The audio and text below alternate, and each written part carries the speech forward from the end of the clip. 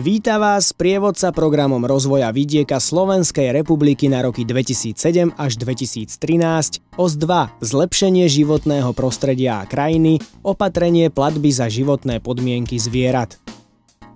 Zlepšenie životných podmienok v chove ošípaných. Podopatrenie sa týka len prasníc základného stáda, ktoré sa aspoň raz oprasili. V prípade, že podnik zaradí svoj chov prasníc základného stáda do opatrenia životné podmienky zvierat, musí počas celého 5-ročného obdobia záväzku plniť nasledovné špecifické podmienky. Zabezpečiť pri chove prasníc v kategórii rodiace a dojčiace prasnice ošetrovateľa pre každých 50 kusov prasníc s ciciakmi.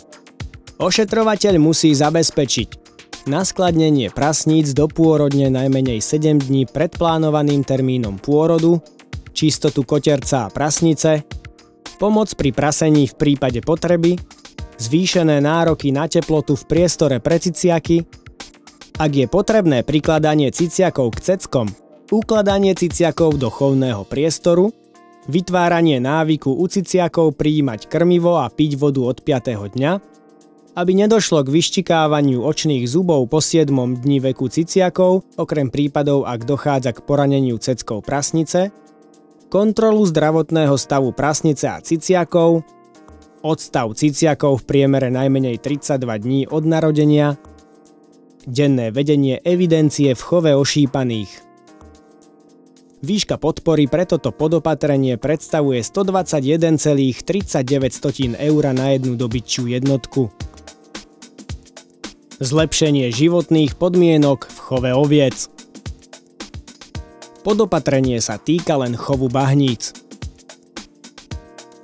V prípade, že podnik zaradí svoj chov bahníc do opatrenia životné podmienky zvierat, musí počas celého 5-ročného obdobia záväzku plniť nasledovné špecifické podmienky. Zabezpečiť ošetrovateľa na každých 140 kusov bahníc.